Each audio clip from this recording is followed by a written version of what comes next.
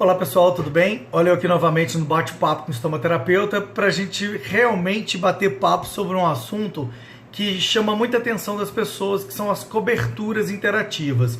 Muitas pessoas têm dificuldade em saber qual melhor cobertura usar para determinado tipo de ferida.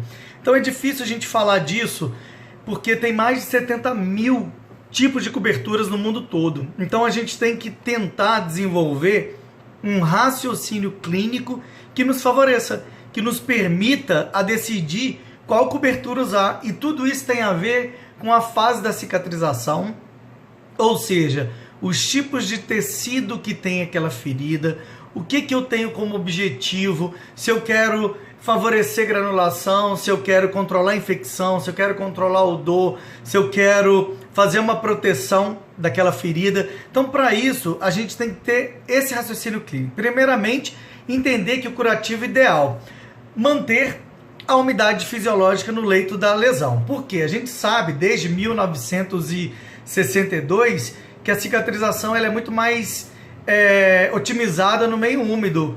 Porque, além de manter uma condição ideal no leito da ferida, para quimiotaxia, para proteção de terminação nervosa, redução de dor, a gente cria esse ambiente favorável, porém, deve ser uma umidade fisiológica e equilibrada e não excessiva. O outro, proteção mecânica. Por quê? O meu sistema imunológico, o meu sistema de defesa, ele começa com a pele. Eu tenho uma barreira mecânica da minha pele e tem células de defesa aqui. Se eu perco a integridade, eu estou sujeito aqui à infecção. Então, um dos objetivos do curativo ideal seria essa proteção mecânica. Promoção de desnudamento autolítico. O que é isso? Desnudamento autolítico é aquele que é feito pelas células do próprio organismo. Ou seja, eu tenho um meio com uma umidade fisiológica. Isso vai favorecer o quê? Uma quimiotaxia, atração de células para fazer esse desnudamento que ele é extremamente seletivo. Ou seja, as células vão atuar no tecido que precisa ser desnudado. O tecido saudável não vai acontecer absolutamente nada. Então lembre, autolítico são as células do próprio organismo. Então as coberturas favorecem isso. Elas não têm substâncias que vão promover o desnudamento, mas elas vão criar um meio adequado para que esse desnudamento possa acontecer, ok? O outro, preenchimento de espaço morto, é óbvio, né? Nós temos que preencher toda aquela área solapada, subminada, tem que ser preenchida para quê? Para evitar a formação de fístulas, de túneis. Então, toda cobertura, toda ferida deve ser preenchida os espaços mortos, ok? Proporcionar isolamento térmico, isso é super interessante, né? E daí a gente fala também da questão da solução fisiológica aquecida, porque eu preciso de uma temperatura de mais ou menos 37 graus para que os fibroblastos possam multiplicar, para haver mitose. Então, quando eu coloco uma cobertura, essa cobertura ideal, ela deve ser capaz de controlar esse ambiente para manter essa temperatura nessa faixa e onde possa haver a multiplicação celular. Ou seja, uma cobertura vai favorecer esse processo cicatricial, porque eu vou reduzir a temperatura menos vezes do que num curativo convencional, que eu tenho que abrir, lavar e ela vai resfriar, tá certo? O outro não requer trocas frequentes, que eu acabei de falar, né? A maioria das coberturas podem ficar até 7 dias. Até 7 dias. A gente tem que entender que tem que ter um enfermeiro, um profissional capacitado para avaliar se realmente essa cobertura pode ficar os 7 dias, tá bom? Não tóxico, obviamente. Ser livre de partículas contaminantes, ou seja, eu não posso levar a contaminação para minha ferida. Não aderir à ferida, obviamente, né? Se eu coloco uma cobertura e na hora de fazer a troca ela é aderente, ela vai aderir no leito da ferida, ela vai ser traumática. E quando eu promovo um trauma no leito da ferida, eu estou fazendo o quê? Favorecendo ela cronificar. Porque a primeira fase do processo cicatricial não é a fase inflamatória. Então, quando eu faço um trauma, eu vou repetir essa fase. e aí eu favoreço. Então ela tem que ser atraumática, obviamente indolor, né, conforto para o paciente, controle de exudato, porque eu preciso controlar a umidade fisiológica. Esse é um dos pontos chaves da cicatrização, tá bom? Permitir trocas gasosas. Muitas pessoas falam, ah, mas eu vou abafar a ferida, ela vai ficar fechada. Ledo engano. Ela tem uma membrana semipermeável, que ela vai fazer o quê? Um isolamento de fora para dentro, porém ela vai permitir as trocas gasosas que a ferida precisa, de dentro para fora, tá bom? Ser moldável, fácil aceitação, e a questão do custo-benefício, que é um fator que a gente tem que chamar atenção. Mas aí, se eu falei que eu tenho 70 mil tipos de cobertura no mercado mundial, o que eu preciso saber? Qual é o raciocínio clínico que eu tenho que ter? Primeiramente, eu tenho que conhecer os tipos de cobertura. Eu tenho coberturas passivas, são aquelas que eu coloco em contato com uma gazinha e não vai ter ação nenhuma no leito da ferida. Tenho as interativas, são aquelas que eu coloco e tem uma interação desse meio, do leito da ferida com a cobertura. São os hidropolímeros, os hidrocoloides, hidrofibra, qualquer cobertura que tenha essa interação, que promova uma mudança no ambiente desse leito da ferida. Então isso é uma cobertura interativa.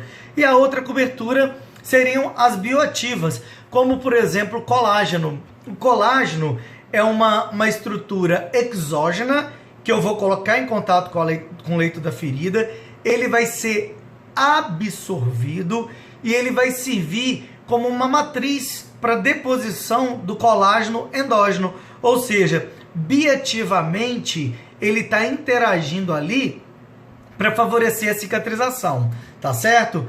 E aí sim eu começo a pensar em que tipo de cobertura, o que ela faz. Primeiramente, eu tenho que saber que um dos mecanismos de ação da cobertura seria o quê? A absorção. Pense numa esponja de cozinha. Eu molhei a esponja de cozinha, ela absorveu, certo? Mas ela retém? Não. Ela não tem essa capacidade de retenção. Então, essa cobertura ela tem que ser capaz de absorver o exudato para controlar o quê? A umidade fisiológica no leito da ferida, ok? Mas será que ela pode deixar retornar? Não, então ela tem que ser capaz de absorver e reter. Então ela absorve e retém, ok? Um sistema de tranca-fluido. Não pode, mesmo sob pressão, se eu colocar uma terapia compressiva, não pode deixar o exudato voltar para o leito da ferida. Ele tem que ser mantido. Porém, eu tenho que ter um cuidado muito grande. Por quê? As coberturas falam que podem ficar até 7 dias. Até 7 dias. E aí? Qual o parâmetro que eu vou ter para poder saber se ela está adequadamente para ficar 7 dias? Lembra da aula do timing? Eu vou ler o quê? Vou ver o quê? A borda. Se tem maceração, obviamente, eu vou ter que fazer a troca mais frequente. Às vezes 3 dias, trocar 2 vezes na semana, ou 3 vezes na semana. Vai depender muito de como está sendo esse processo interativo entre cobertura e ferida e umidade, que esse é o parâmetro fundamental, ok? Outro é a capacidade de quê? De evaporação e transmissão. Por quê? Esse fluido, né, esse exudato que é produzido no leito da ferida, ele é absorvido, parte dele retida, mas parte também evapora. Existem coberturas hoje que evaporam até 80% do exudato que ela absorve. Porque senão vamos imaginar uma ferida altamente exudativa. Para onde vai? Inicialmente, essas espumas, né, ou mesmo que seja alginatos, hidrofibras, eles absorvem. Algumas deixam passar para a cobertura secundária, mas as espumas não permitem isso. Elas fazem o que? Elas retêm e evaporam. Então esse mecanismo de evaporação e transmissão, ele vai estar presente em vários tipos de cobertura, tá certo? Então eu tenho que pensar nisso na hora de escolher qual cobertura eu vou colocar na minha ferida. O outro que eu já falei é a retenção do fluido. Não basta absorver, ele tem que reter. Lembre-se disso, retenção, ok? E uma outra propriedade muito interessante seria o sequestro de partículas de componentes desse exudato. Por que ele teria uma vantagem? Por exemplo, hoje a gente sabe que a prata mata bactéria. Só que a gente tem o conhecimento também de que quando essa bactéria morre, ela tem endotoxinas. E essa endotoxina vai ser prejudicial ao leito da ferida, porque ela vai promover uma reação inflamatória. Então é interessante a gente ter essa percepção de que essa capacidade de sequestro de componentes vai ser muito interessante, porque a bactéria vai ser sequestrada, ela vai ficar presa na malha dessa cobertura e não vai deixar essas endotoxinas serem liberadas no leito da ferida. Então isso é uma vantagem muito importante. Então olha só, nós falamos que existem coberturas passivas, bioativas, não é isso? E interativas. Falamos do mecanismo de ação, que ela tem capacidade de absorção, evaporação e transmissão. Ela vai ter capacidade de retenção do fluido e sequestro de exudato. Isso já me dá informações importantíssimas na hora de decidir sobre qual cobertura usar. E obviamente eu tenho que pensar, se eu tenho uma cobertura, uma ferida, altamente úmida, o que eu vou ter que fazer? Vou ter que buscar uma cobertura que transfira, que consiga reter essa umidade. Se eu tenho uma cobertura com uma ferida seca, o que eu vou fazer? Vou usar uma cobertura que vá transferir umidade, ok? Então é a partir disso que eu consigo desenvolver esse raciocínio clínico. Então a gente tem exemplos de hidrocoloides. Hidrocoloide, vocês acham que ele consegue absorver grande quantidade de exudato? Não. Ele tem capacidade de absorver baixa, moderada. Então, se eu tenho uma ferida, né, com o ambiente, ela está granulada, ela tem pouco ou baixo exudato, o que eu vou fazer? Eu posso optar por um hidrocoloide, por uma hidrofibra, mas se eu tenho uma ferida mais exudativa, eu vou buscar aí o quê? Os alginatos, as espumas, as hidrofibras com grande capacidade de absorver. É isso que eu tenho que pensar, tá bom? Agora tem uma cobertura que eu quero controlar somente o odor. O que eu vou pensar? Bom, quem faz o odor é a bactéria. Então, a prata tem essa capacidade de controlar um pouco o odor, mas agir exclusivamente no odor é o carvão, porque ele é uma cobertura astringente. Então, ele vai ter uma ação nesse processo. Agora, se eu tenho uma ferida que tem cavidades, tem túneis, o que eu vou fazer? Eu vou buscar uma cobertura que tenha capacidade de preencher. Posso usar um carvão? Posso.